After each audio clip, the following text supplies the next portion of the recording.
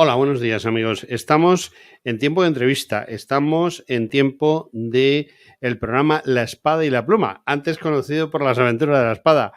Y hoy tenemos a un buen amigo y compañero de esta santa casa que se ha especializado en una época complicada, que es básicamente el siglo XVI, que coge un poquito antes y coge también un poquito después, pero el siglo XVI parece ser que es su fuerte.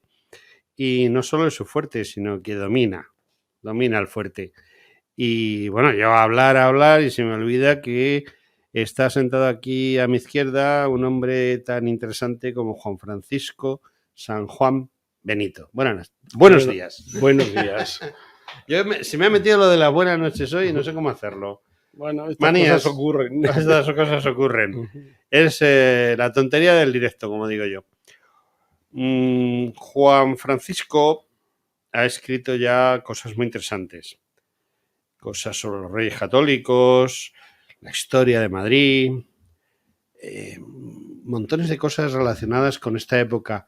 Pero ahora has dado un gran salto sobre el Océano Atlántico y te has ido a hablar de los españoles que habían nacido aquí y que se han ido a América y de los españoles que han nacido en América, porque nuestros hermanos hispanoamericanos, y no como el viernes oía yo a una política decir que había hecho una fundación iberoamericana, y yo decía para mis adentros, o sea que los portugueses y los brasileños están también en esta fiesta.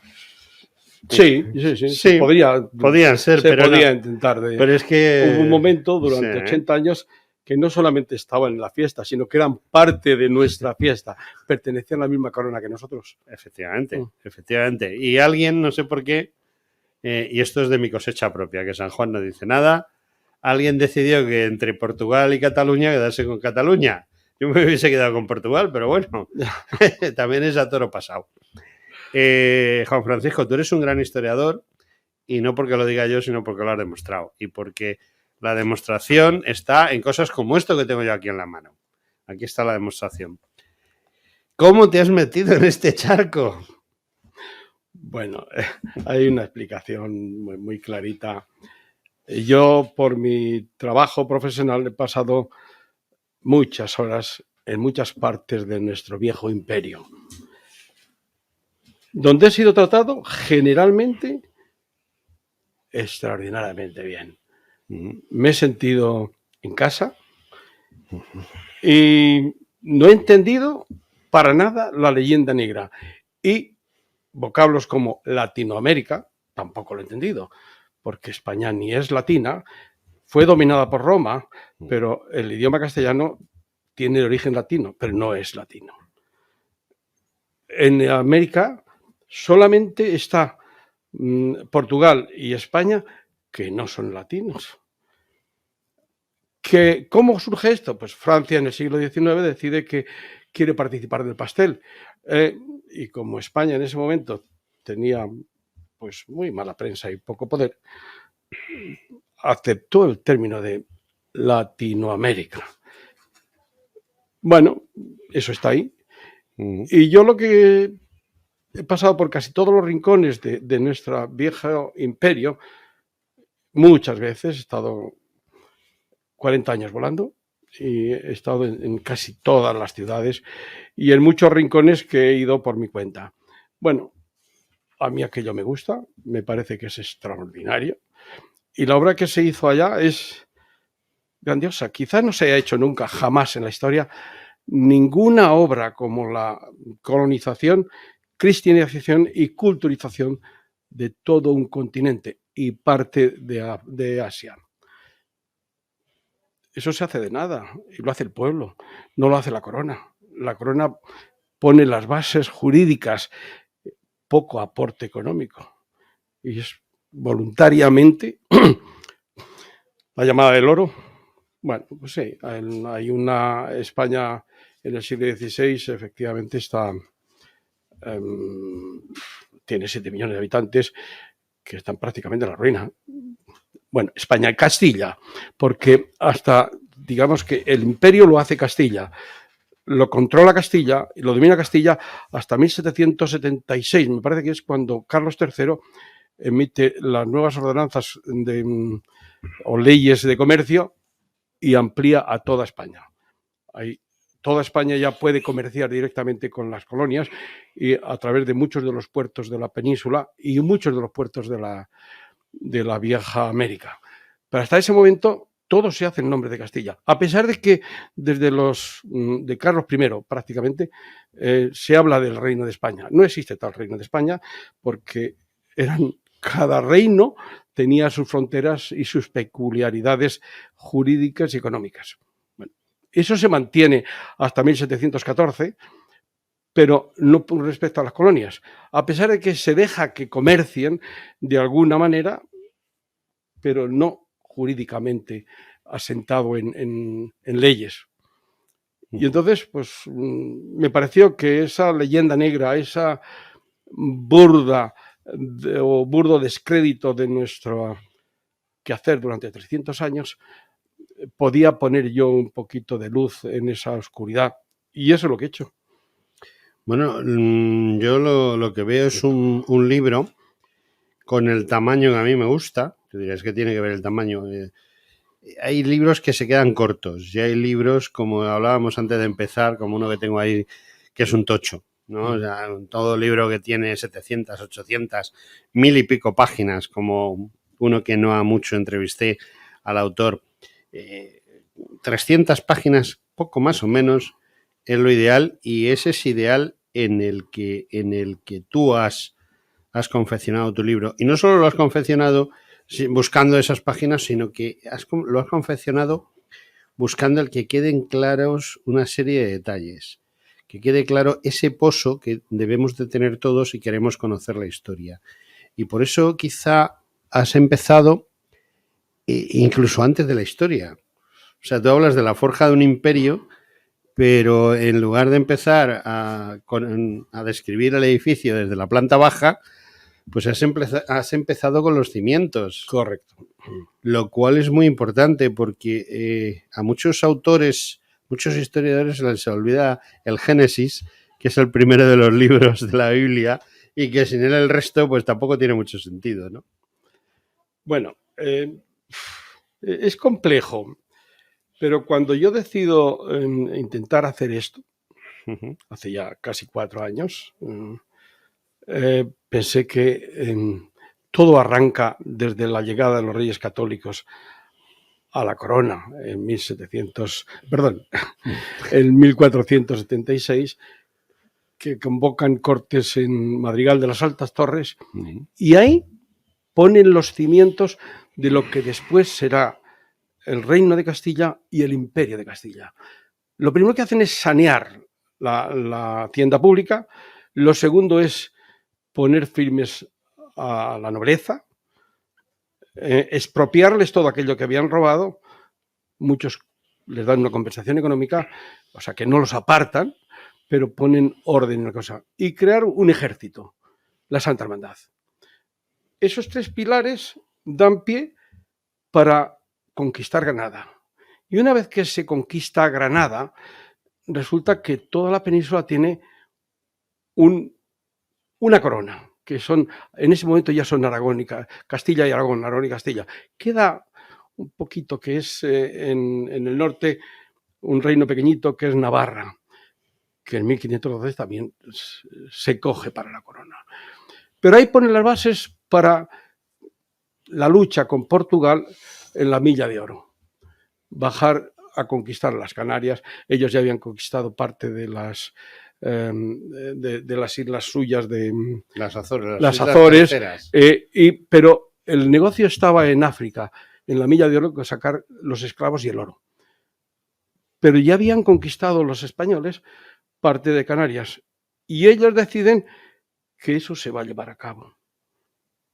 Cuando eso se consigue, ya tenemos que toda Castilla o toda la península es cristiana, concepto ideológico del momento, y hay unas fuerzas centrípetas que tienen capacidad de desarrollar. En ese momento aparece el aventurero Cristóbal Colón, tiene unos padrinos muy importantes en la corte que convencen a la reina, no al rey, pero sí a la reina, y todo se pone en marcha. Y luego es coser y cantar, no.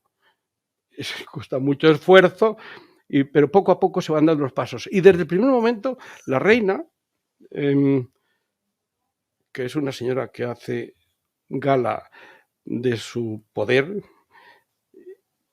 empieza a emitir una legislación que protege al indio, al nativo recién descubierto. A mí me parece que eso es grandioso. Y luego ya es más y más y más, se van creando instituciones, pero se va creando la base, la más importante de todas, es la aculturización del pueblo ese. En esa aculturización, ¿qué se hace? Pues primero se les enseña el castellano, el latín y sus lenguas, que son muchas. No hay un pueblo indio, hay cientos de pueblos indios que están en guerra constantemente entre ellos. Y además muchos son caníbales. Pues bueno, se pone orden para que eso no ocurra. Se hace catecismos, pero lo primero que se imprime no es el catecismo, es un diccionario de esas lenguas que ya se han puesto por los monjes, ya se han puesto en letra. No eran jeroglíficos que casi nadie entendía, más que los mayores, o mejor dicho, los poderosos. El pueblo no entendía. A partir de ahí se crean toda una serie de instituciones y se toca por encima de todo la alimentación, la vestimenta y el saneamiento de las viviendas donde van a ser ocupados, que esas son las congregas que llaman entonces, para ser educados. Y a partir de ahí intentan que todo el mundo tenga una formación, una dignidad de vida y se les pague algo por el trabajo. ¿Que hay ciertos abusos? Claro, todo el mundo sabemos de esas cosas, incluso nosotros mismos en algún momento determinado hemos hecho uso y abuso de unas prerrogativas que se tenían.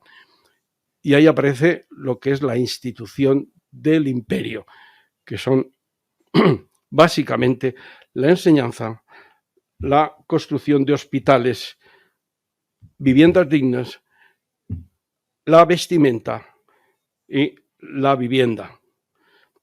Que a partir de un determinado momento, en esas congregas se permite que todo el mundo indio pueda vivir con respecto a sus creencias, su cultura, pero con cierta dignidad. Ya casas limpias, ya no duermen en el suelo, sus alcaldes son locales y sus leyes son locales. Y ahí no puede entrar el blanco, no puede convivir ahí. Solamente entra de vez en cuando el párroco o el monje que les da la enseñanza y la tutela.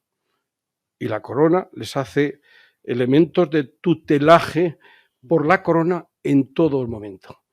Bueno, todo eso que lo había leído y lo había visto con mis propios ojos en muchos aspectos y sin embargo, incluso en casa, cuando digo en casa digo en España, me habían discutido muchas de las cosas que yo había visto allá, además de las que había leído, pues dije, yo creo que puedo hacer un pequeño aporte. Y eso me llevó a empezar no sabía qué iba a hacer al principio. Leí mucho, tomé muchas notas y pensé, ¿qué quiero construir? Tengo muchos materiales, pero ¿seré capaz de hacer un edificio? Al final de un montón de tiempo, este es el edificio que ha salido. No sé si es el adecuado, si tiene un estilo o simplemente es una burda chabola, no lo sé. Eso me lo tienen que decir los lectores. Bueno, yo no soy quien para opinar mucho porque la gente dice, no, es que barres para casa, pero lo primero que yo me encuentro es una estructuración muy adecuada. Porque ese génesis es muy importante, ese génesis en el cual sitúas qué es lo que ha pasado antes de, luego sitúas el tema de Colón. El tema de Colón es un tema sumamente importante porque yo hace mucho tiempo que tengo muy claro que lo que ponen los libros de texto que se estudia en el bachillerato, en la ESO, en la EGB o en lo que sea, no siempre coinciden con la realidad. Y concretamente el tema de Colón es un tema que cuando ya profundizas, y yo creo que tú tratas ahí de aclararnos cosas, pues no es exactamente como nos lo cuentan. Es decir, los portugueses, Colón primero se presenta al rey de Portugal antes de presentarse a la reina de Castilla, y los portugueses pues no dicen realmente lo que se nos cuenta de... No, es que decían que estaba equivocado. No, estaba equivocado en sus cálculos de distancia. Es decir, los portugueses pensaban que el viaje hacia las Indias por la ruta que Colón ofrecía pues era excesivamente largo, por mares desconocidos, y que, bueno, pues ellos desde el punto de vista logístico, desde el punto de vista, digámoslo así, de hacer el viaje, no lo veían claro. O sea, lo de que el mundo era plano y te podías caer cuando terminases al borde, eso es algo que ha prosperado con posterioridad, pero que realmente en ese momento, si tú brujuleas un poco el tema, pues sabes que no. ¿Qué es lo que sucede?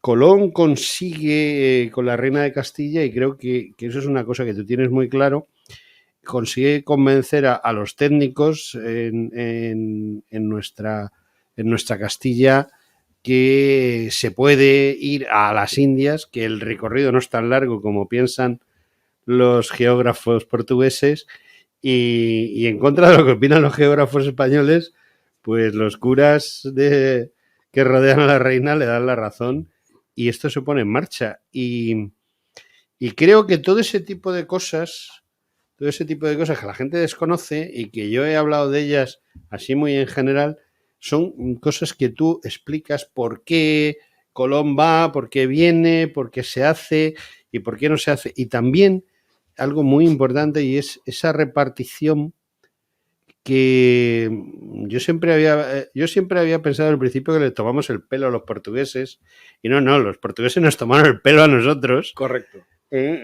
Si lo ves con tranquilidad, y creo que tu libro sirve para eso también, para darse cuenta que los dos famosos tratados que se hacen con los portugueses acerca de qué trozo del mundo es de ellos y qué trozo del mundo es nuestro, pues nos toman un poco el pelo, sobre todo por el tema económico de las especias, ¿no? Porque es que la partición del mundo se hace para ver la pasta que vas a sacar. Lo que intenta descubrir Colón son las especias. Las especias son el producto más caro que el oro. Sí, que en ese momento. Y entonces lo que oferta es llegar a Zipango y Catay, que es donde se cree que están las especias. Y dice, yo si voy para allá, consigo las especias. Llego, doy la vuelta al globo y consigo las especias. Y eso es lo que le vende a la reina. Se lo intenta vender a Portugal. Y Portugal le dice que no, que tenía una serie de gente que estaba dando la vuelta por África. Y ellos entonces pensaban que era más llegaba cómodo. a la India, y la India es donde le daban la especia. Empieza a traerlas de la especia, de allá. Pero cuando llega Colón, se entrevista con los reyes, que le cuesta mucho, por cierto, pero tiene dos padrinos muy importantes, el abad de la Rábida, la santa religión, y el confesor de la reina, luego cardenal de Granada, no me acuerdo ahora mismo cómo se llama.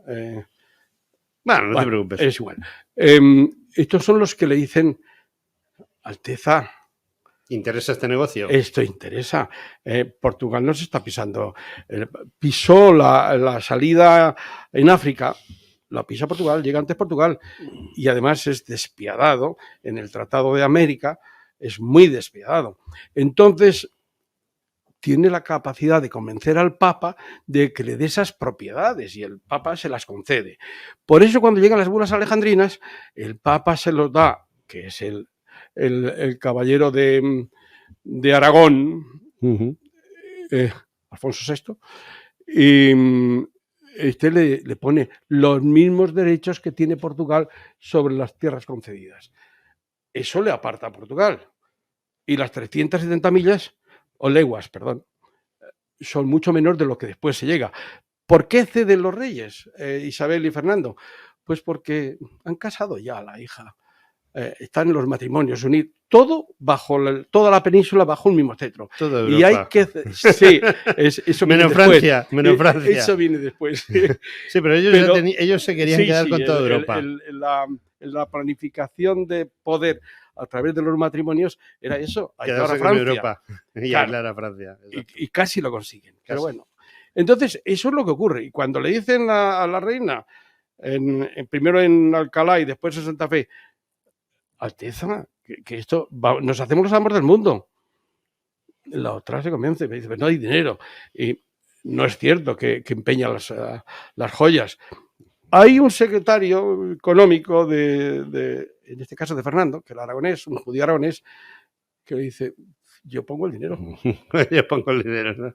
Claro. Y ahí se pone en marcha la cosa. Y eso que había un grave error, o sea, Colón tenía un gravísimo error porque pensaba que la distancia desde la península ibérica a Catá y a Zipango era lo que es el Atlántico y no se daba cuenta que no, que la distancia era un poquito mayor porque el océano más grande es el Pacífico. Correcto. Es un tercio del mundo. Pero él nunca lo supo. Hace 4 viajes, muere en 1506 sin saber que no haya pasado de la India. Se llaman indios precisamente por eso. Sí. Él los llama indios. Son cobrizos, pues el mismo color, sí, pero no los rasgos. Y entonces él se muere sin saber que no ha llegado a Zipango. Que solo ha hecho un tercio del recorrido. Claro. Pero ahí ya aparecían las especias. De todas maneras, hay una cosa que tú tratas, a la que yo estoy dándole mucha importancia, que es esos tratados con los portugueses, porque hay algo muy desconocido en la historia de España y de Portugal, y es esa guerra a muerte entre hermanos que se produce en las Islas de las Especies, que es en el contrameridiano Los primeros que llegan allá son los portugueses. Sí. Y ellos empiezan a traer ese tesoro. Están ganando mucho dinero y se lo callan. Se han callado las rutas, no han dicho nada a nadie. Y de unas a primeras llegan los nuestros. Pero además, ¿por quién llegan? Llegan por otro que estuvo ofreciéndose al rey portugués y se negó. Que curiosamente era portugués, además. Y entonces renuncia a la ciudad portuguesa, viene a la corona de Castilla y lo hace en nombre de Castilla. Portugal hace lo imposible por aniquilarlos a todos, antes de salir y mientras salen y están allá. Sí, pero esa guerra dura 150 años, ¿eh? Sí. Realmente hasta que los holandeses nos echan a los portugueses y a nosotros. De allí, esa guerra existe. Es un problema de dinastías, entre otras cosas. Sí. Porque los reyes católicos casan a 2 de sus hijos. Primero casan a Isabel, cuando muere casan a María. En viuda del uno y se casa con el otro. O sea, la unión, se buscaba la unión. Y de hecho, Sebastián, el hijo de Isabel, iba a ser el rey de todos, pero muere. Todo es muere de una manera además un tanto estúpida, y perdón por la expresión. Pero esa guerra en el norte de África, ¿a cuento de qué viene? Pues es que en África se conseguía marfil, oro y esclavos. Pero no ahí, un poco más abajo. Un poquito más abajo. Todos en la África ecuatorial. Pero ahí llegaban las especias que traían los moros. Sí, con las caravanas que atravesaban. Claro. Y es una guerra económica per se. Y entonces el rey de Portugal, me parece que es Alfonso V, dice hay que matar a todo castellano, a todo el que se encuentre ahí. Pero no iban más que los castellanos. No iban otras naciones a África. Entonces, es hundir los barcos y matarles a todos. Eso es cruel, porque además su hijo se casa, él se había casado con la Beltraneja, por poderes. Él tenía 45 y ella, me parece que son 12, que ese matrimonio al final no se consuma.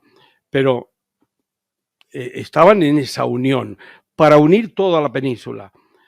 Luego su hijo se casa con la heredera de los reyes católicos, que muere en el parto de su hijo. Y entonces se casa la otra hija. Y muere el rey y se casa con el otro, el heredero. Es una lucha por conseguirlo. Y al final Felipe II no lo consigue por herencia que le correspondía, sino por las huestes reales mandadas por el duque de Alba. Bueno, lo cierto es que estamos hablando de guerras, hemos hablado de que se exportó a América muchísimas cosas. Aparte de leyes, exportamos caballos que no los conocían, ni espadas, que tampoco las conocían. Me hace mucha gracia porque aquí ha estado sentado Alfonso Borrego, que tú sí sabrás quién es. Me suena. El bisnieto de Jerónimo, del gran jefe. Escribí hace muy poquito un artículo que yo tengo. A mí me hace gracia porque yo le conocí hace un año y pico, no llega y medio, el verano del año pasado. Y es un hombre muy curioso, ¿no? Muy cachazudo para hablar con él y tal.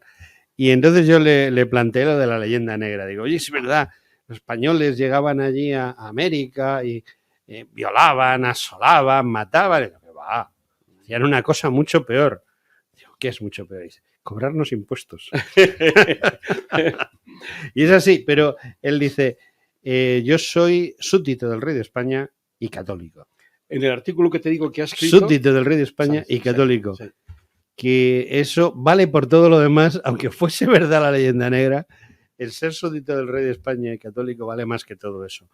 Y es muy importante por eso, porque ¿cuántos indios, por llamarlos de alguna manera, quedan en Massachusetts? Ninguno. Absolutamente ninguno. Ya me has respondido a la leyenda negra, por allá. ¿No? Ninguno. Creo que hay unos 200 y pico mil en todo Estados Unidos. Y los que hay son gracias a España. Por ejemplo, al borrego, pues es un hombre que... Toda la parte sur. Sí, lo que es Texas. Eso es lo que queda en Texas, la parte sur. Texas, California, Colorado, Oregón... O sea, lo que quedó en México. Lo que le ganaron a México. Lo que le ganaron a México. Y bueno, como el tratado que hicieron con México les obligaba a respetar, y el tratado que hicieron con España también cuando se les pasó a la Florida, les obligaba a respetar los títulos de propiedad y la religión, eso les salvó a los indios como los apaches, aunque mataron a muchos, pero salvó a gente como Borrego, ¿no?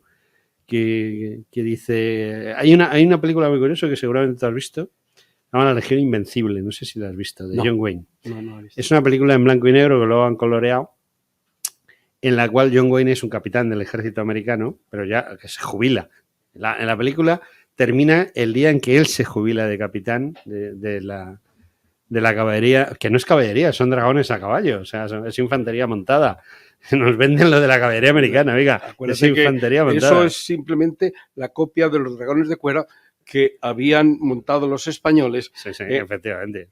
Que iban para proteger... 1900 para proteger 2/3 de Estados Unidos. Correcto. 1900 para proteger 2/3. El coronel Alta.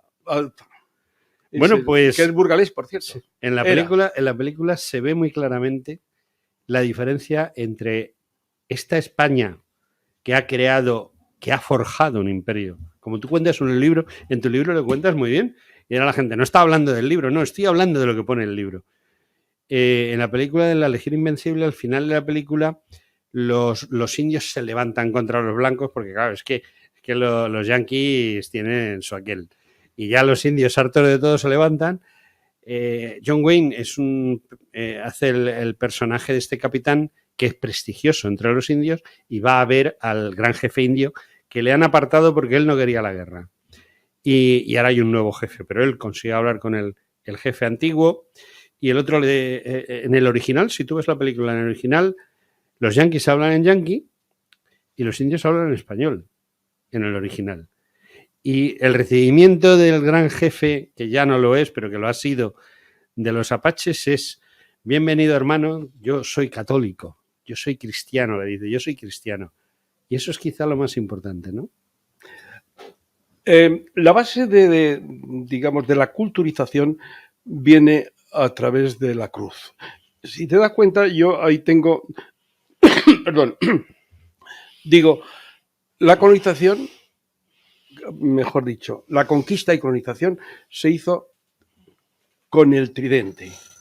La espada, la cruz y el libro, la pluma. La pluma. Tú dices aquí la espada, la cruz y la pluma. Y luego describo un poquito qué significa cada cosa.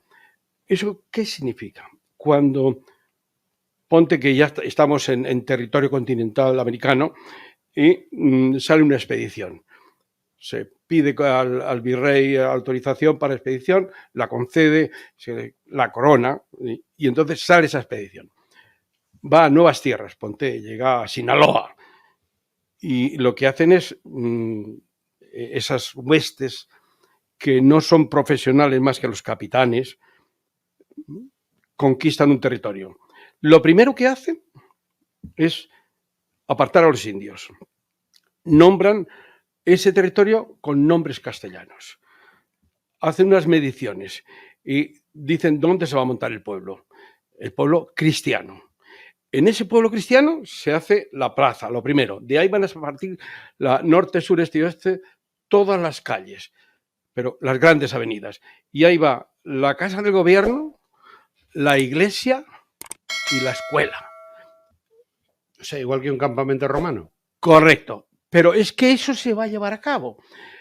Automáticamente se dividen los territorios, se dan X parcelas a cada uno de los conquistadores que ha ido. Y se les da unos indios para que los trabajen, les ayuden. Eso lo mandaba la corona. En vez de pagarles, la corona dice, pago con los impuestos de los indios. Tenían que educarlos, protegerlos y cuidar de que estuvieran alimentados y con viviendas dignas. ¿Quién era el vigilante y el enseñante de todo ello? El monje, la iglesia, que la corona había cedido totalmente la educación a la iglesia. Luego, después, ya en el siglo XVII, hay instituciones que también cooperan en ello, pero inicialmente son la iglesia. Y no hay un párroco, lo que hay es un monje y se crea una iglesia. Ese monje va a crear la escuela y a su vez va a buscar que haya un médico en esos poblados y que ya vivan los indios, crean las congregas y ahí se empieza a educar. Y los niños empiezan a hablar castellano. Teóricamente, la corona había dicho que inmediatamente se les educase en castellano. Y lo que hacen los monjes, los frailes, en vez de hacerlo en castellano directamente, lo que hacen es aprender ellos las lenguas locales, que son muchas y muy diversas, y las codifican y las ponen por escrito. A partir de ahí, ellos hablan a los indios en sus lenguas y les enseñan el latín y el castellano. Pero les cristianizan a todo, la liturgia, y automáticamente empiezan a saber lo que es la cultura popular de la Iglesia en España, en Castilla. Y ese es el inicio de todo. Pero ya les ha metido en una congrega con casas normales, que hoy llamaríamos pequeñas chozas, pero ya tienen agua que corre por delante de ellos, no tienen que ir a buscarlo al quinto infierno, está saneado y hay un hospital muy cerquita. Y la parroquia tiene atención sanitaria, además de la educacional, la cristiana, etcétera, etcétera. Y eso es el principio que se va extendiendo y extendiendo. De tal manera que cuando se hacen ciudades, como puede ser la de México, que después de la caída de Tenochtitlan, Hernán Cortés crea la Ciudad de México. Y en Lima pasa lo mismo. Y en 1560, 1580, había un hospital una cama de hospital para cada 100 individuos que vivieran allá. Eso no lo hay en ninguna parte del mundo. No lo había en ninguna parte del mundo, ni en España en ese momento, ni la hay ahora. Nunca ha habido eso. Y además crea beaterios y crea casas de acogida para mujeres maltratadas, solteras o mayores que las abandonan. Los indios abandonaban a la mujer viuda que se muriera como pudiera. Se recogen ahí. Y ahí se va creando todo un entramado social y político que es extraordinario. Y se crean las instituciones. Ahí aparece el alcalde. Se va copiando toda la legislación de Castilla, pero adaptándola a los medios. Por eso, pues, si has visto cuando hablo de la legislación, el derecho indiano. El derecho indiano es la adaptación del derecho castellano al derecho criollo, a la adaptación día a día, la casuística particular que se está dando y manera de resolverla. Y eso se pone por escrito. Y luego ya en 1573, Felipe II emite unas ordenanzas en las cuales dice cómo hay que hacer las nuevas ciudades, cómo hay que tratar a los indios, cómo tienen que ser los caminos, etcétera, etcétera. Y eso es ley. Y es maravilloso. Entonces se crea una civilización. Pero dice Vasconcellos, un político y escritor mexicano del siglo XIX, que la conquista de América la hicieron los indios para los españoles Y la independencia de América la hicieron los indios para los criollos. Siempre fueron los indios. No fue el hombre blanco, ni lo uno ni lo otro, porque Cortés va con 1.000 soldados, 25 caballos en total, y habían más de 100.000 aztecas, pero todas las tribus que estaban canibalizadas por los aztecas se unen a Cortés. Y esos son los que le dan la fuerza. Cuando hablo del alarde, y si va a salir a conquistar territorios, el alarde, lo numeroso realmente son los indios, porque los españoles o los castellanos eran pocos, pero llevaban una tropa extraordinaria india, que no solamente era incondicional, sino que además había usos y costumbres cómo tratar a los otros. Y tiene a los perros. Los perros y los caballos son un determinante extraordinario en la conquista, que luego lo adopta el indio para su vida también. Es complejo. Y eso todo empieza desde el segundo viaje de Cristóbal Colón, que lleva los primeros 550 militares, los primeros 11 monjes, encabezados por el padre Boyle, con instrucciones del Papa de cristianizar desde el primer momento y instrucciones del rey para que sea uno de los consejeros del gobernador Colón, y es uno de los que primero dimite y se vuelve a España. Estos señores, yo no puedo estar con ellos en Santo Domingo. Esto está ocurriendo en la Española al principio. Y eso es la primera expedición. Pero ahí se llevan todos los plantones, las semillas, los animales, etcétera, con la idea de formar un nuevo estado allá. Una sociedad castellana. Y esa sociedad, tú la describes muy bien en tu libro, porque lo cierto es que describes, la sociedad tenía muchas partes, ¿no? Pues los blancos, los criollos, los indios, los mestizos. Entonces vas describiendo cada uno de esas partes y la interrelación entre ellas. Y luego también es muy importante, dedicas una gran parte de tu libro, para mí una gran parte, a la mujer. La mujer es muy importante en la colonización y en esa sociedad.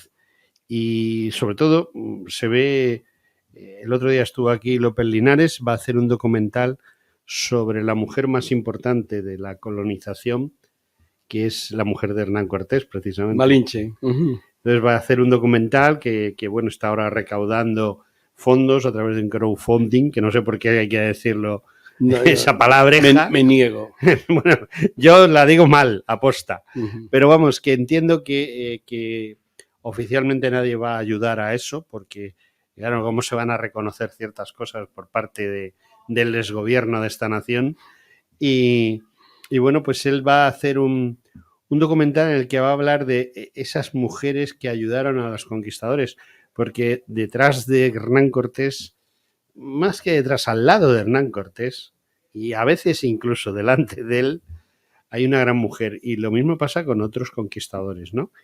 Y son muy importantes en la conquista, ¿no? No solamente son importantes por el hecho de ser un ser humano que piensa y padece, sino porque tiene una cualidad, en el caso de Malinche, tiene una cualidad extraordinaria que le sirve y es que habla 3 lenguas indias.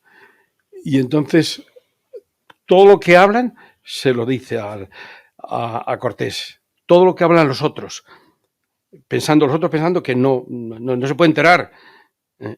Ella son los oídos y la lengua de Cortés.